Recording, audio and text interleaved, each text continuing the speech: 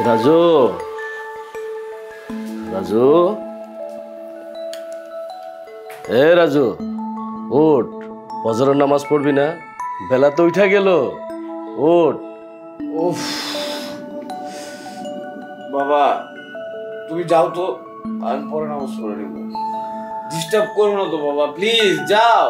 আচ্ছা ঠিক আছে, ফজরের নামাজ পড়ে নিবি কিন্তু। আমি গেলাম।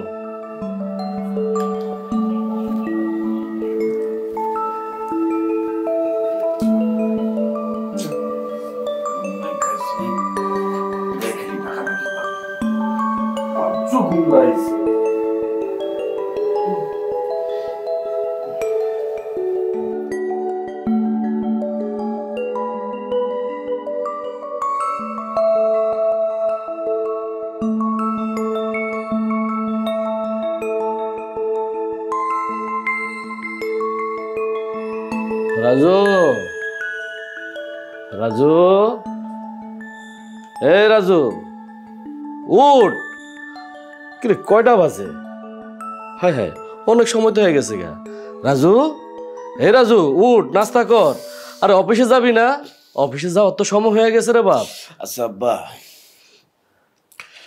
আমার একটা কথা বলতো, তুমি আমার ডিস্টার্ব ছাড়া কি তোমার কোনো কাজ নাই? হ্যাঁ, আজকে শুক্রবার, আজকেও কি শান্তি মতন ঘুমাইতে দিবা না তুমি আমারে? আচ্ছা, কেন কেন শুরু করছো? আসলে ভুলে গেছিলাম, ওই প্রতিদিন এরকম ডাকতে ডাকতে একটা অভ্যাস হয়ে গেছিল। তুই কিছু মনে করিস না বাপ, তুই কিছু মনে করিস না। না, আমি কি মনে করবো? আমি এমন বুঝি মাই পয়সা থাকতে তোমার লোকে কিল্লিকে খ্যাসখ্যাস করতে। আসলে বুড়া মানুষই খারাপ, কোনো কমন সেন্স নাই, কোনো বুদ্ধি শুদ্ধি নাই, যখন তখন ডাকতে চলে আসে। দেখতেছি শুক্রবারের দিন আজকে একটু শান্তি মতন ঘুমামো, ওইটারও কোনো চোখ নাই বাড়িতে। আচ্ছা ঠিক আছে, সময় মতো নাস্তা না করলে শরীর খারাপ করবো বাপ। তুই ওইটা নাস্তাটা করে নিস। হ্যাঁ আবার যাও তো, তুমি তোমার মতো নাস্তা করে নাও, আমি আমারটা করে নিবি, যাও। আচ্ছা ঠিক আছে। আর আল্লাহর রাস্তায় আর আমার ডাক দিও না।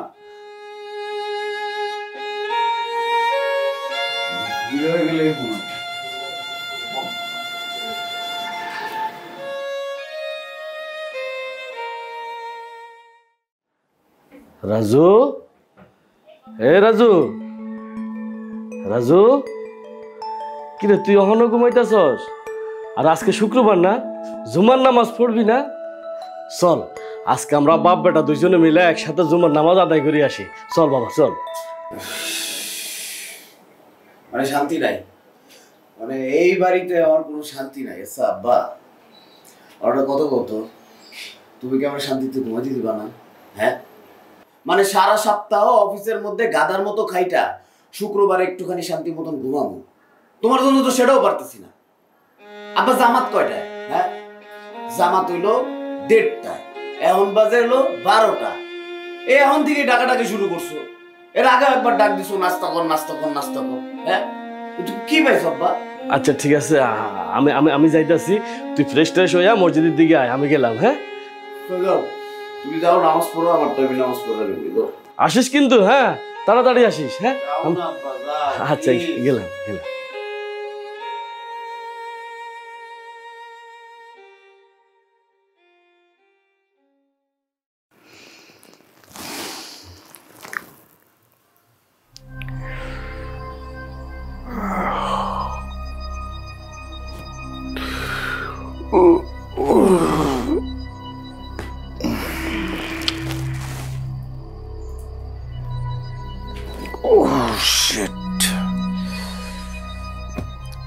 আজকে অফিসে লেট, ফজরের নামাজটাও পড়তে পারলাম না।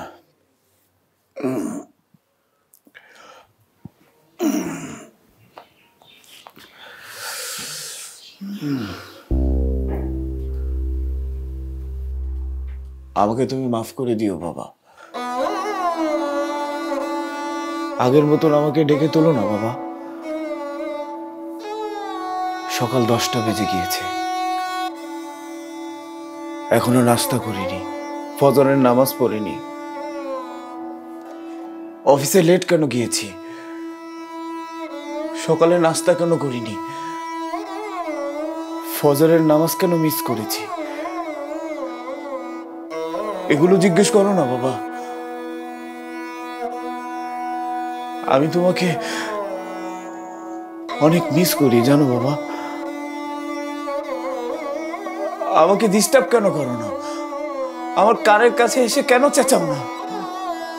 কেন বলো না ঘুম থেকে ওঠ, নামাজ পড়তে যা? বাবা জানো, এখন খুব একা একা লাগে। এখন মিস করি তোমার সেই ডিস্টার্ব করো না বাবা। আমাকে আমাকে একটু বকো, আমাকে একটু বকো। আমি কেন অনিয়ম করি, কেন দেরি করে ঘুম থেকে উঠি, বলো বাবা।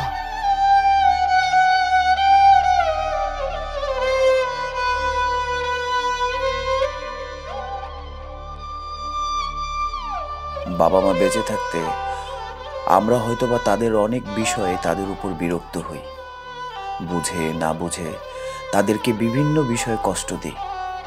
কিন্তু এই বাবা চলে গেলে আমরা তখন বুঝতে পারি যে বাবা আমাদের জীবনে কত বড় অমূল্য সম্পদ ছিল।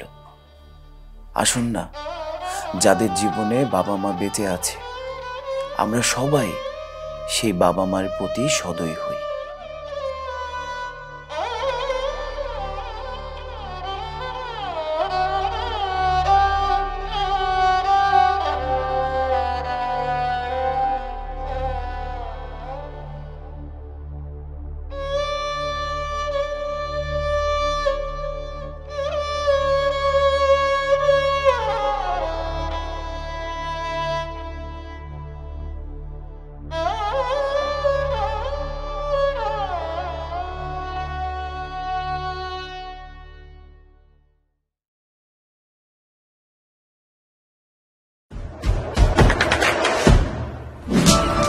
দেশে দেশে সবার সাথে দ্য নিউজ।